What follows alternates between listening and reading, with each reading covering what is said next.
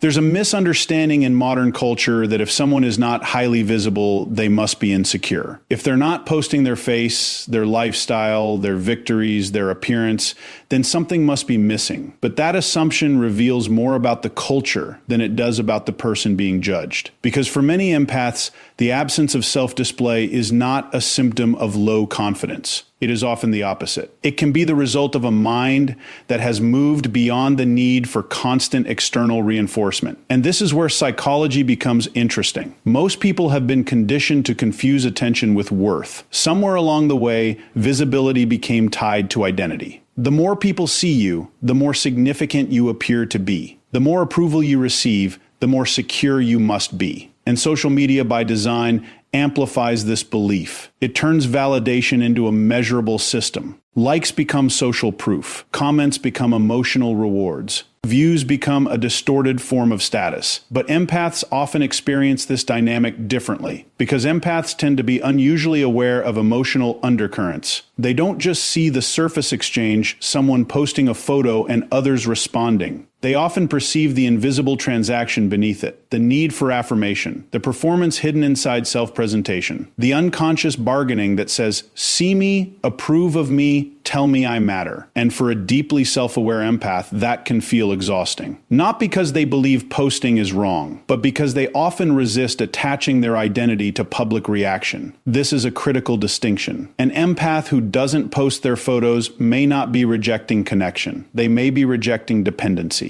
There is a profound difference between wanting to be seen and needing to be validated. And many empaths have spent enough of their lives being emotionally attuned to others that they begin to value something. Rare in identity, untouched by outside opinion. Think about how unusual that is in a culture built on performance. Most people are taught to build an image. Empaths often feel compelled to protect a reality because they understand something others miss. The more identity becomes fused with public approval, the easier it is to lose yourself. Once your sense of worth depends on response, you become vulnerable to emotional outsourcing. Your confidence rises and falls based on who notices you. Your peace becomes negotiable. Your self-image becomes partly owned by strangers. And empaths, especially mature empaths, often sense the danger in that. They would rather be rooted than admired. They would rather be authentic than impressive, and sometimes they would rather be unknown than misunderstood. This often comes from a deeper philosophical orientation. Empaths frequently value essence over appearance, substance over display, meaning over spectacle, and when someone values inner coherence more than outer recognition, public self-promotion can start to feel strangely irrelevant. Because if you know who you are, what exactly are you trying to prove? That question unsettles people. Because much of modern behavior is built on proving attractiveness, proving success, proving happiness, proving relevance. But empaths often begin stepping away from systems that require constant proof, not out of superiority, out of liberation. They stop performing identity and start inhabiting it. And that changes everything. You'll notice many emotionally intelligent people become increasingly private as they grow. That's not withdrawal. That's refinement. They realize not every truth needs broadcasting. Not every moment needs witnesses. Not every part of the self belongs in public. And perhaps most importantly, not all value increases when exposed. Some things deepen in privacy. Peace deepens in privacy. Self-trust deepens in privacy. Clarity deepens in privacy. And empaths often understand this intuitively. There's another layer most people overlook. Many empaths are highly sensitive to comparison culture. Not because they are intimidated by others, but because they recognize how destructive comparison is to the human psyche. They see what happens when identity becomes a competition, when people begin curating life instead of living it, when self-worth gets trapped in a cycle of measuring, performing, and chasing emotional rewards. And many empaths quietly opt out. That is not passivity. That is psychological independence. It is the refusal to let technology dictate self-perception. It is the refusal to turn identity into a product. And in a world increasingly obsessed with being witnessed, there is extraordinary power in becoming self-defined. That power is often misunderstood. Silence gets mistaken for insecurity. Privacy gets mistaken for weakness. Restraint gets mistaken for absence. But some of the most secure people in the world have no interest in constant visibility, because they are no longer hungry for what attention feeds. They have found nourishment elsewhere, in purpose, in inner peace, in real relationships, in self-respect, and that is something algorithms cannot measure. In fact, one of the strongest signs of inner stability is the ability to exist without announcing yourself, to know your worth without displaying it, to possess depth without packaging it, to remain whole without applause. That is not social detachment. That is freedom. And for many empaths, not posting their photos is a quiet expression of that freedom, a silent declaration that identity is not a performance. That worth does not require witnesses. That presence is not diminished by privacy. And maybe this is what unsettles others most. Because when someone no longer needs validation, they become difficult to control. They cannot be manipulated by approval. They cannot be easily drawn into comparison. They cannot be seduced by superficial recognition. And that kind of psychological sovereignty is rare, but it is real, and many empaths live it quietly, not because they are hiding, because they have stopped confusing visibility with value. And that may be one of the most radical acts of self-possession in the modern world, because the moment you stop asking the world to confirm your worth is the moment you begin to fully own it. Once you understand that many empaths don't avoid visibility because they lack confidence, the next question becomes far more interesting. Why do so many of them actively protect their privacy? And this is where most people miss the deeper psychology, because privacy for an empath is often not about hiding. It's about protection. Highly sensitive people tend to experience exposure differently than others. What feels casual to one person can feel invasive to an empath. What seems like harmless sharing to most can feel, to a deeply perceptive mind, like opening a door that may be difficult to close. Empaths often don't just think in terms of information. They think in terms of energy. And whether you interpret that psychologically, emotionally, or philosophically, the pattern remains the same. They are acutely aware that when you reveal yourself, you invite interpretation. And interpretation is never neutral. The moment an image is posted, it does not remain yours alone. It enters the perceptions, projections, judgments, envy, admiration, resentment, assumptions, and unconscious narratives of other people. Most people overlook this. Empaths often feel it immediately, and this sensitivity changes how they relate to self-disclosure, because they understand something subtle but profound. Not everyone looking at you is looking at you with clean intentions. Some observe with comparison. Some observe with envy. Some observe with hidden hostility. Some observe searching for weakness. And some perhaps most dangerously observe looking for access. Empaths, particularly those who have been manipulated, betrayed, or emotionally exploited in the past, often become highly aware of this.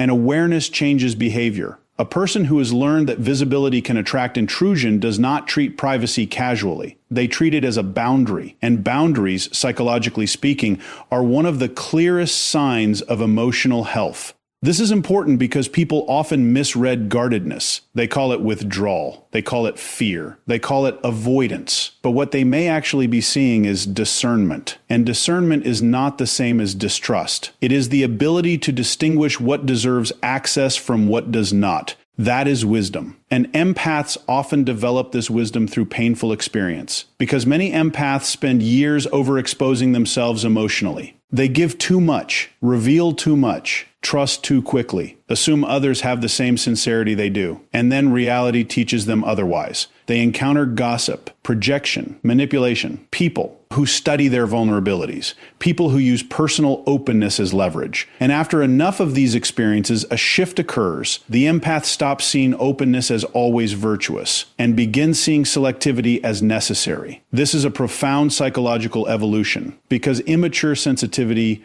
often leaks, mature sensitivity protects. And that protection often looks like privacy. Sometimes it looks like not posting personal photos. Sometimes it looks like keeping important moments off public platforms. Sometimes it looks like refusing to let strangers have effortless access to the intimate details of your existence. Not because you fear being seen, because you have become intentional about who gets to see you. There is enormous power in that, especially in a culture that treats exposure as normal. We live in a time where oversharing is often framed as authenticity, but authenticity without boundaries is not authenticity. It is vulnerability without discernment. And empaths, when they mature, begin understanding the difference. They recognize that not every observer deserves entry into their inner or outer world. That realization changes everything, because once privacy becomes a form of self-respect, silence stops feeling empty. It starts feeling sovereign. And there is another layer here most people never consider. Empaths are often deeply aware of emotional residue,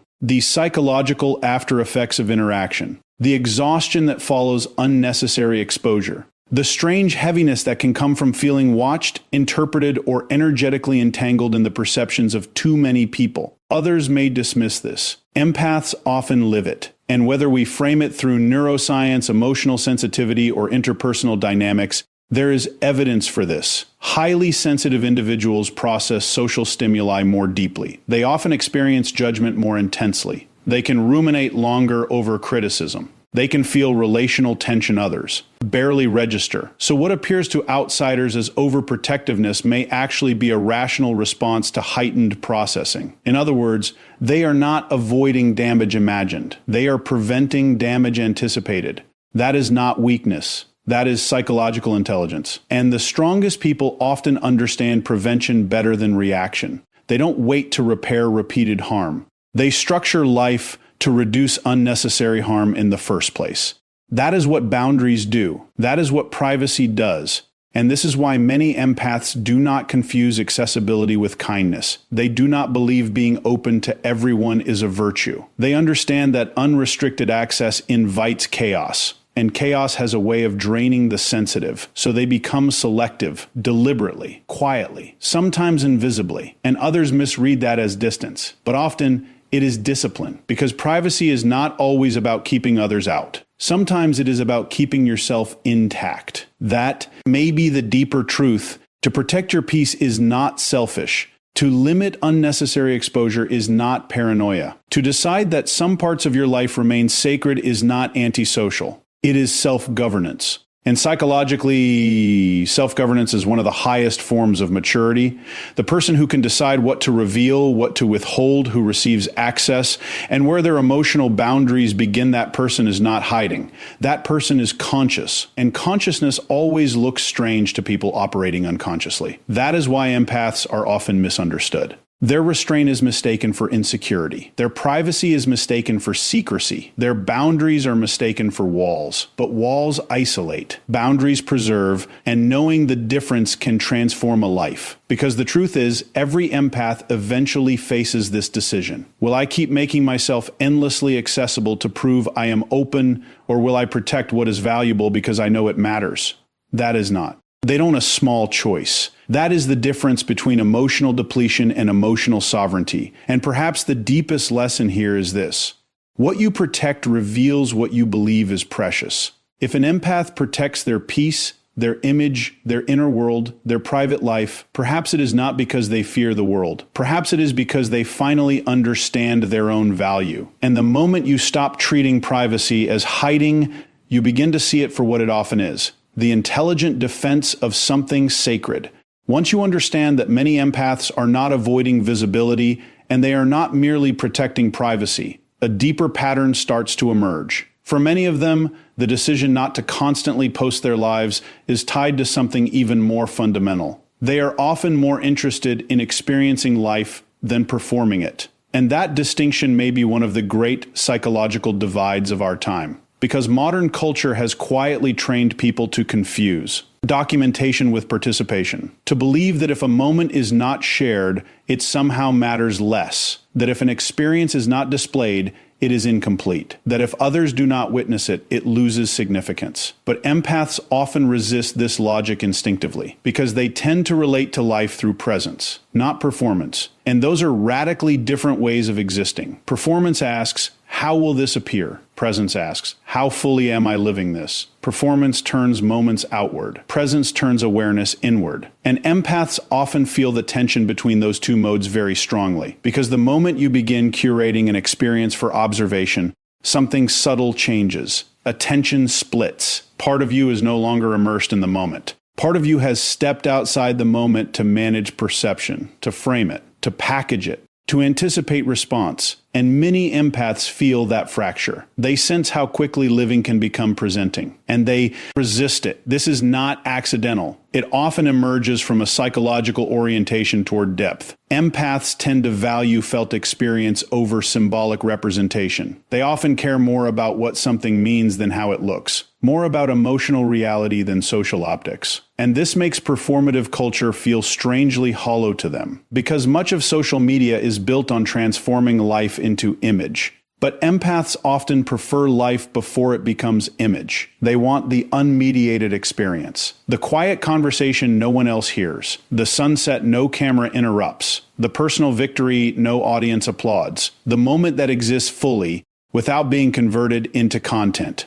And there is something profoundly philosophical in that, because it raises a question most people never ask: at what point does documenting life begin interfering with living it? That question matters, because once identity becomes tied to display, experience can become instrumental. Moments stop being lived for their own sake. They start being collected for presentation. And when that happens, something essential can be lost: the sacredness of immediacy, the intimacy of presence, the fullness of undivided attention. Empaths often guard those things fiercely, because they understand, consciously or intuitively, that attention is life. Where attention goes, existence is shaped. And if attention is constantly redirected towards self-presentation, something deeper can erode: inner stillness, authenticity, contact with reality as it is rather than as it appears. This is why many empaths reject the pressure to turn personal existence into ongoing public performance, not because they are detached from the world, because they are trying to stay connected to what is real, and in many ways that is increasingly rare. There is another psychological dimension here that deserves attention. Empaths are often deeply uncomfortable with self-objectification, with reducing the self into something to be consumed, something to be evaluated, something arranged for approval. And this discomfort can be difficult to articulate because most people have normalized it. But empaths often feel it. They sense when identity begins to become product, when personhood begins becoming brand. And many quietly step away from that because they do not want to become performers in a marketplace of perception. They want to remain human. That may sound simple. It is not. In a culture built on spectacle, remaining unperformed is an act of resistance, and empaths often practice that resistance without ever naming it, by choosing not to post every achievement, by keeping joy private, by letting experiences belong to themselves rather than to an audience, and perhaps most importantly, by refusing to confuse attention with meaning. That refusal changes how life is lived, because when you stop asking, how will this be perceived, you can return to asking, what is this moment asking me to? Experience, that is a radically different orientation, and it leads to a different kind of life, a slower life, a deeper life, a less performative life, a life where meaning is not dependent on witness. And many empaths are drawn to that, even if they cannot fully explain why. They simply know constant performance drains them. It feels false, fragmented, emotionally expensive, so they step out of it, quietly, deliberately. And others sometimes misread this. They assume the empath is disengaged, detached, socially absent. But often the opposite is true. The empath may be more engaged with reality than those documenting it, because they are not dividing themselves between experience and projection. They are simply there, present. And present, psychologically speaking, is one of the rarest and most powerful human capacities. Presence sharpens perception, deepens relationships, strengthens intuition, restores peace. And empaths often prioritize it over visibility. That is not avoidance. That is value alignment. It is choosing being over appearing, and that may be one of the most profound choices a person can make, because eventually everyone faces a question the digital world keeps trying to answer for them. Is your life something to be lived or something to be displayed? Most never pause long enough to consider the difference. Empaths often do. And that pause changes them. It makes them more selective, more inwardly anchored, less impressed by spectacle, less willing to trade depth for attention. And in many cases, that is exactly why they do not feel compelled to post themselves constantly, because they are busy inhabiting a life, not curating one. And maybe this is what the world needs to remember. Not every meaningful life is highly visible. Not every fulfilled person is highly displayed. Not every powerful presence seeks recognition. Some of the deepest people you will ever meet are not performing themselves at all. They are simply living, fully, quietly, real. And there is extraordinary strength in that, because in an age where nearly everyone is being pulled toward performance, the person who remains present becomes revolutionary. The person who refuses to turn every moment into evidence becomes free. And the person who lives for the depth of experience rather than the optics of experience may be the one who understands life most clearly. Because what you refuse to perform may be what you have finally learned to truly possess. And once you understand that many empaths do not avoid posting because they lack confidence that they protect privacy as a boundary, and that they often choose presence over performance, a final layer reveals itself, one that is often the most misunderstood of all. Sometimes what looks like withdrawal is actually self-respect. And this is where the psychology becomes even deeper, because there are empaths who were once open, very open, people who shared freely, trusted easily, posted more, explained themselves often, made themselves emotionally and personally accessible, and then life taught them something, not through theory, through pain, through betrayal, through manipulation, through being misunderstood in moments they were sincere, through discovering that visibility can attract not only admiration, but projection. Not only connection, but exploitation. And when that realization lands deeply enough, something changes. The empath becomes more discerning. But from the outside, discernment often looks like distance. And that is where people get it wrong. Because they assume the person became cold, guarded, detached. But often what actually happened is far more sophisticated. The person developed standards. And standards, especially after pain, are often the architecture of self-respect. This matters because many people interpret reduced openness as damage. But sometimes reduced openness is wisdom. Sometimes the person posting less, revealing less, exposing less has not become wounded. They have become awake. They have recognized a hard truth. Not everyone who gains access to you deserves access to you. That realization changes behavior, and it should, because maturity is not remaining equally open after every betrayal. Maturity is adjusting what you permit. And empaths often do this in powerful but quiet ways. They stop over-explaining themselves to people committed to misunderstanding them. They stop offering emotional transparency to people who weaponize vulnerability. They stop making themselves easily readable to those who study openness for leverage. And yes, sometimes they stop posting personal photos, not because they fear being seen, because they have learned the cost of being casually exposed. There is enormous psychological intelligence in that, because self-respect often begins the moment you stop offering yourself where you are repeatedly mishandled. That is not bitterness. That is evolution. And many empaths evolve precisely because they have been hurt. Pain, when integrated, sharpens perception. It reveals patterns. It exposes false intimacy. It teaches the difference between attention and care, between curiosity and concern, between people who celebrate your light and people who quietly resent it. Empaths often learn these distinctions late, but once learned, they are not easily forgotten. And this is where many people misinterpret the empath who has grown quieter. They see less sharing and assume insecurity. They see less visibility and assume withdrawal.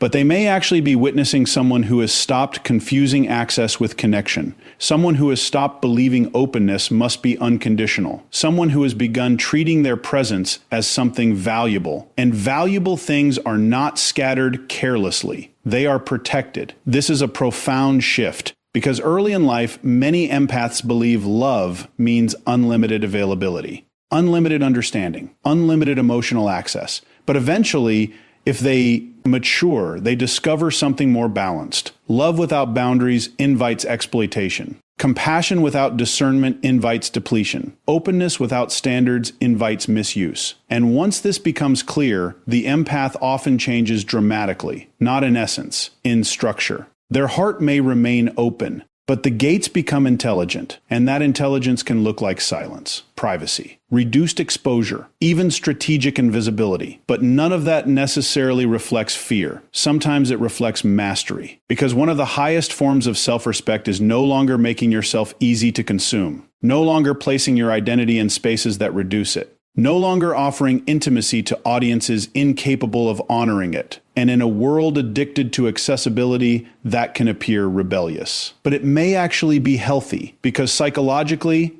The ability to withdraw from what diminishes you is not weakness. It is strength. The ability to say, not everyone gets this part of me, that is strength. The ability to decide my peace matters more than public presence, that is strength. The ability to stop performing openness for people who misuse it, that is strength. And many empaths arrive at this strength only after surviving what tried to break them, which makes it hard-earned, deeply earned. And perhaps this is why the quiet empath is often more powerful than people realize. Because what looks like retreat may actually be restraint. What looks like distance may actually be discipline. What looks like disappearance may actually be self-possession. And self-possession is rare. It means you belong to yourself again. Not to public opinion, not to outside projections, not to the expectations of people demanding access.